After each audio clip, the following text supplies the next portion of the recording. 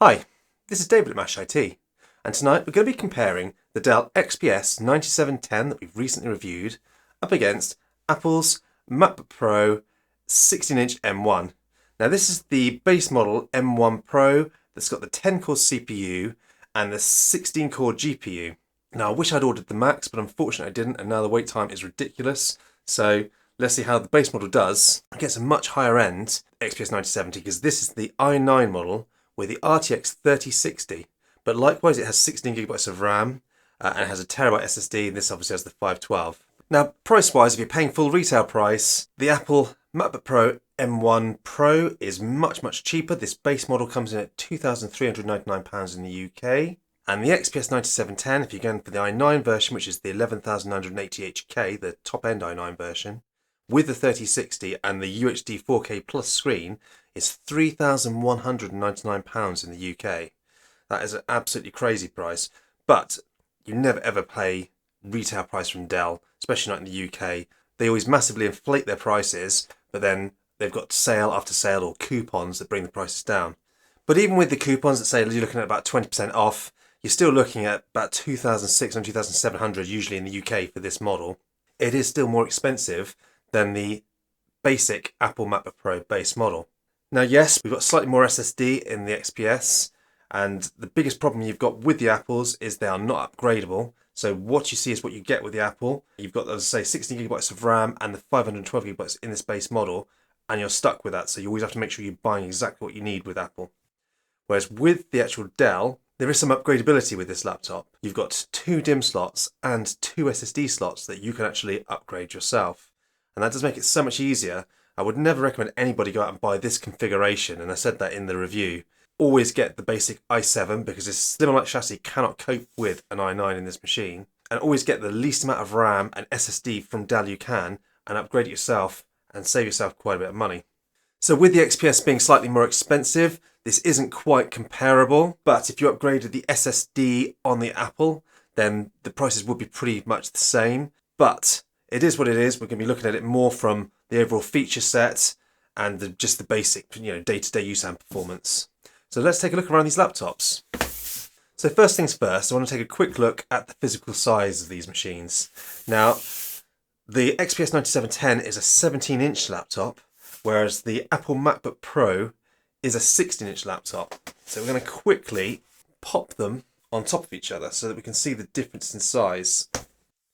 So there we go. You can see the 17-inch laptop is just a little bit wider than the MacBook Pro 16. The depth is very similar. In fact, I think it's pretty much identical.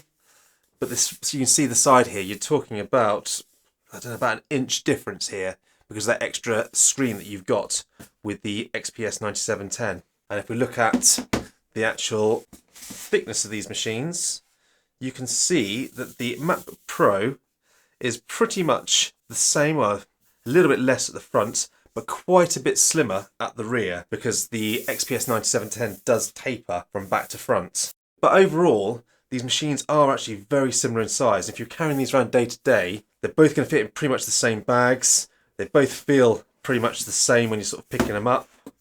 They're both quite hefty machines. Both feel incredibly solid. So despite the XPS being a 17-inch, so an inch bigger than the actual MacBook Pro, just looking at them side by side like this, you wouldn't really realise it. The way that Dell have managed to do that is by creating an infinity bezel on this XPS 9710, which is an incredibly slim bezel right the way around the laptop, which has managed to shrink its size. So quite a great feat from Dell there, and also great for aesthetics. This does look lovely when you're opening it up. Now when it comes to ports of both of these machines, the XPS 9710 has 4 Thunderbolt 4 ports, a full-size SD card slot, and it has a headset jack, or a Kensington lock. So 4 very powerful Thunderbolt 4 ports is great on this machine, but I would have liked to see a more diverse port range on the actual Dell XPS 9710. And when we come across to the MacBook Pro 16, finally Apple have actually brought some ports back, because before this year we were looking at all sort of USB-C Thunderbolt ports, whereas now we've got the MagSafe back, which is just such a fantastic feature. I absolutely love that. I'm so pleased Apple have brought that back.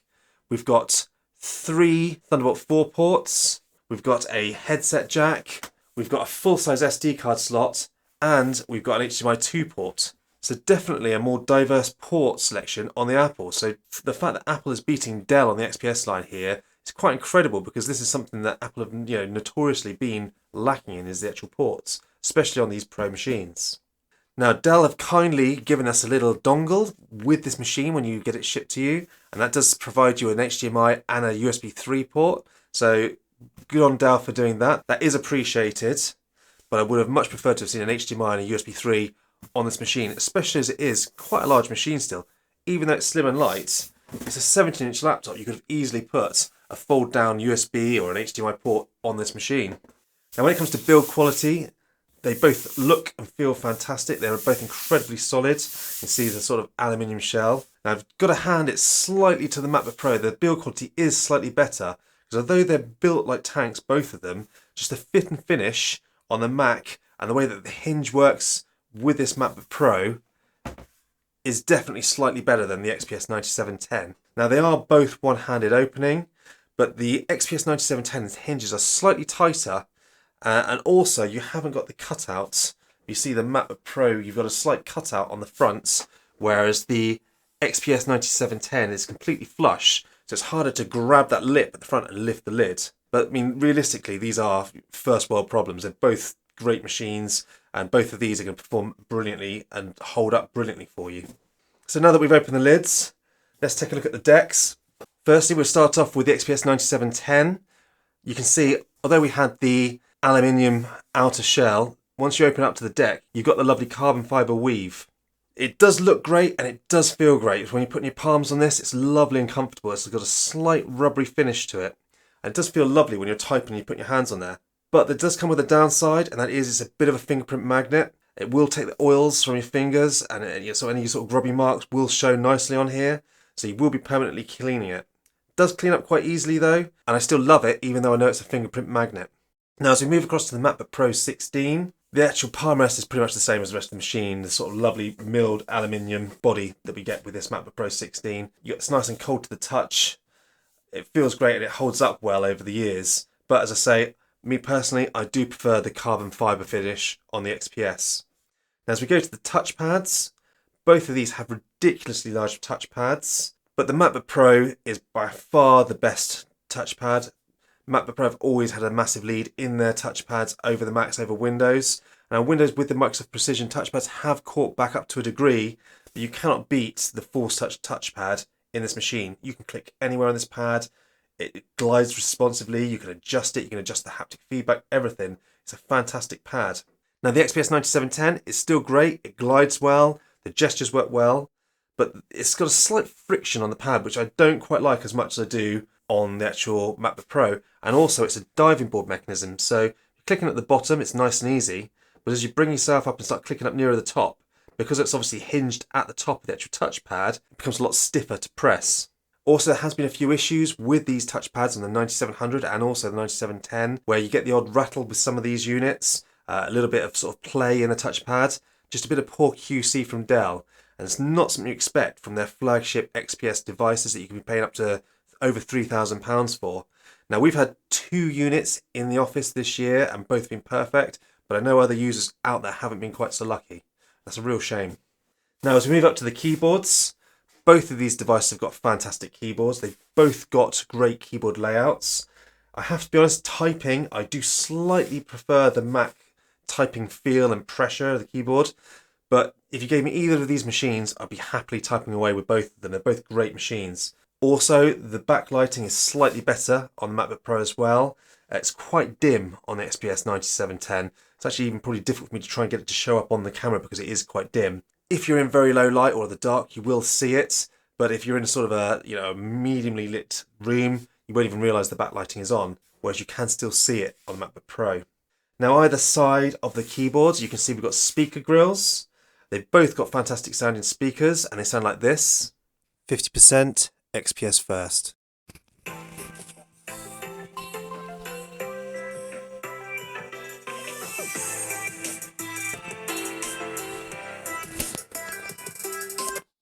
And the Mac.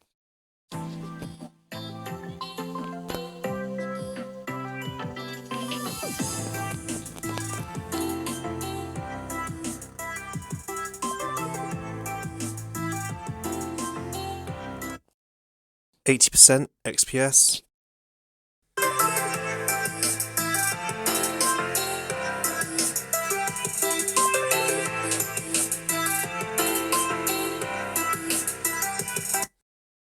%80 Mac.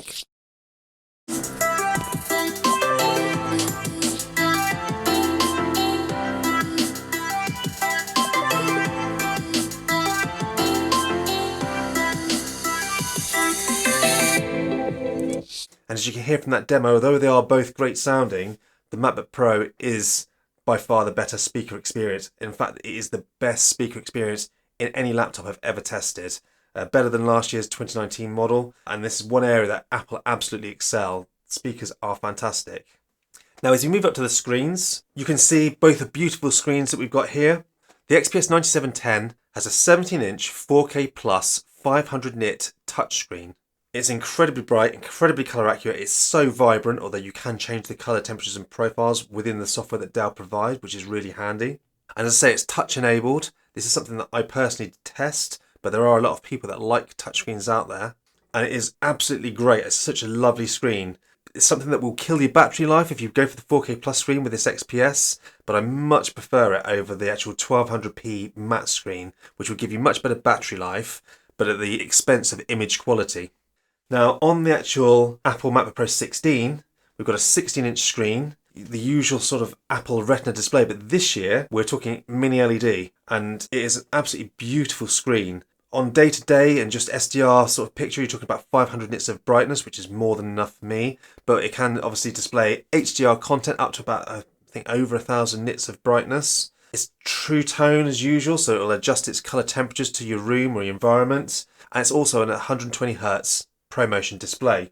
Now, I must admit, when I heard it was ProMotion, I got quite excited. Obviously, I have to deal with a lot of gaming laptops with a lot of high refresh rate displays, and it is a 120Hz display, but the panel is still very slow. So though it is 120Hz ProMotion display, it doesn't feel as quick as a gaming laptop panel, which is a real shame, but it's certainly nicer than the usual 60Hz panels that come on MacBook Pros and this XPS that's here as well. And also being mini LED, the image quality is absolutely unreal. It's so beautiful.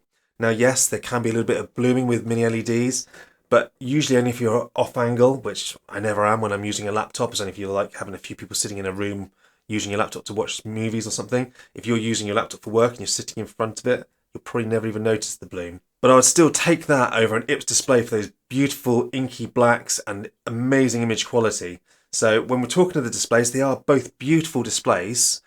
If someone gave me either of these laptops, I would be happy, but with my pick, I would have to take the actual MacBook Pro 16's display. It is truly, truly incredible. And it's something that I hope the whole industry moves towards with these mini LED displays.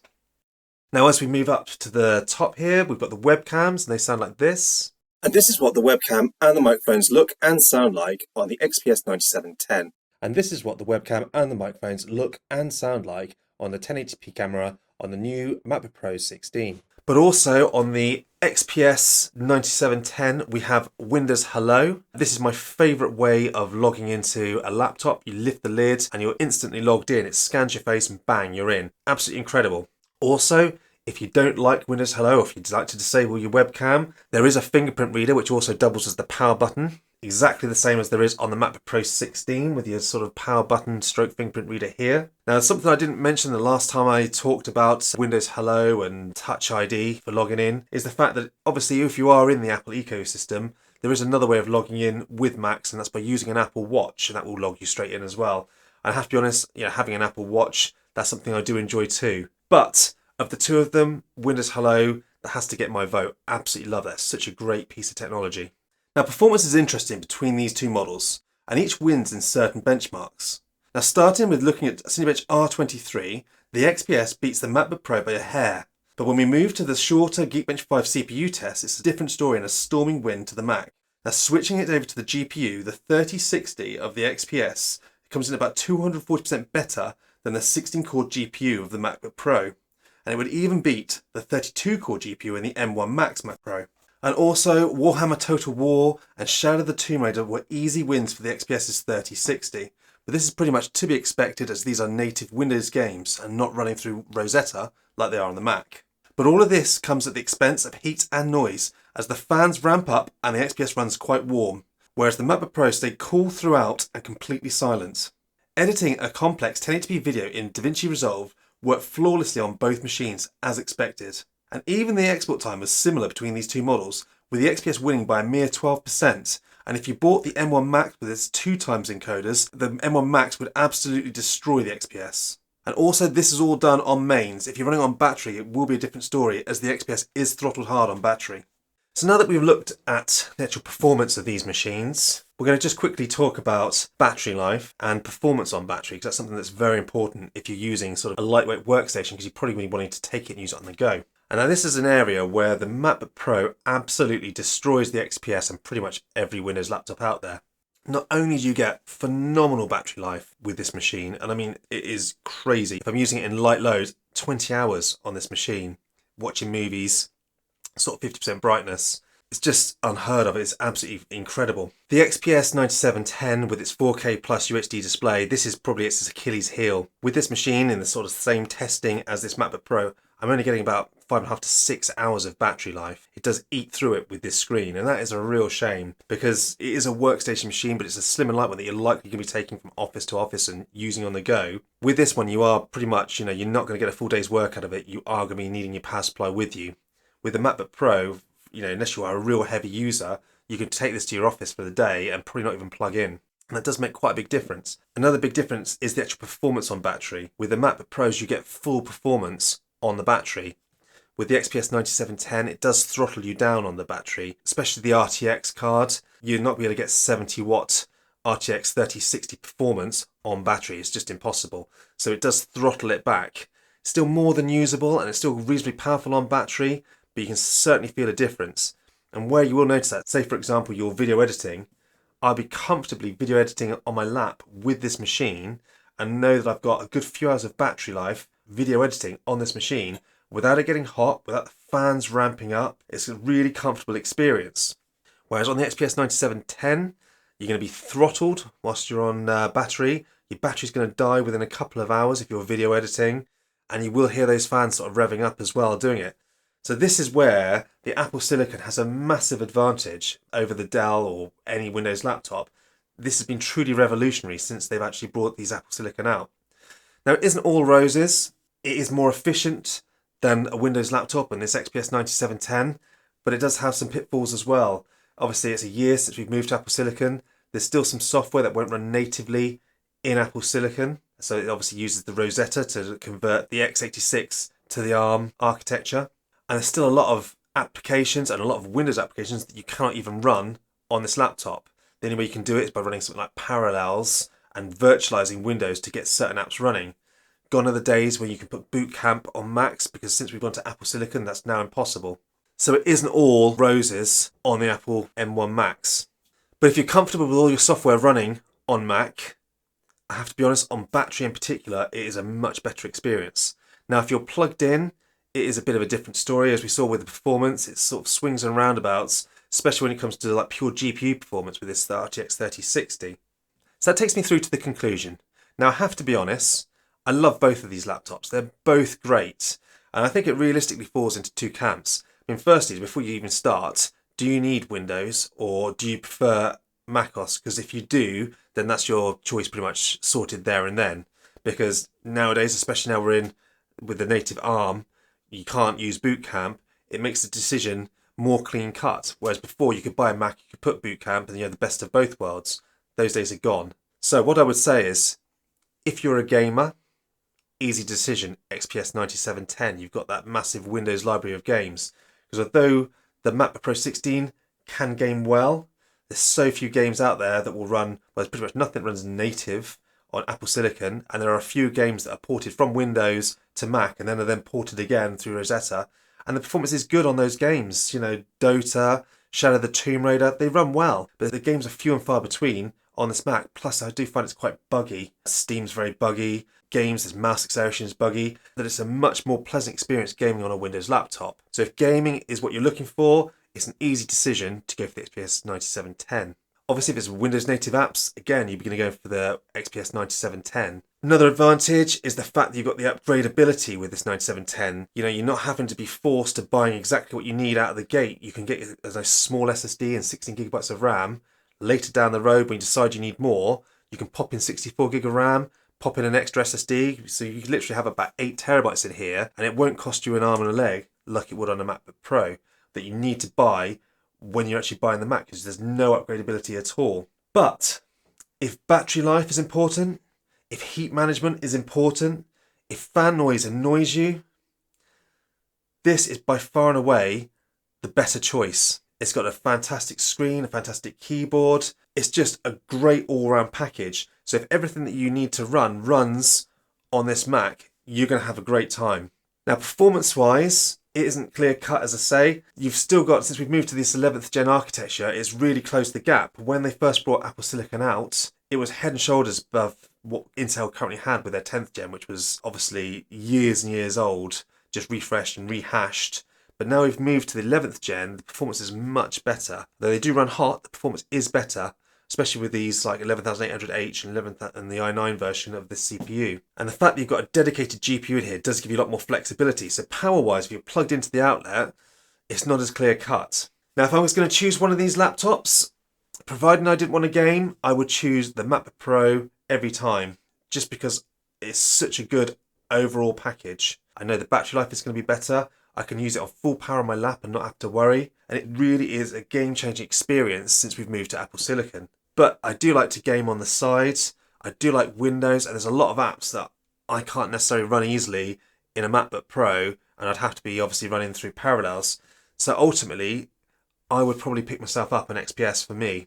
I wouldn't pick up this model. Obviously, I got this one into review with the i9. I wanted to see how it handled.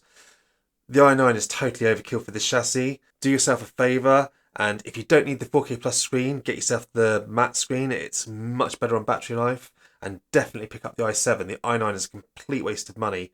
And if you pick up the i7 and the matte screen, it's going to come in a lot cheaper than the MacBook Pro as well. So hopefully you found this comparison useful. If you've got any questions, if you've got any comments, please drop them down below and I will get back to you. And lastly, thank you for watching.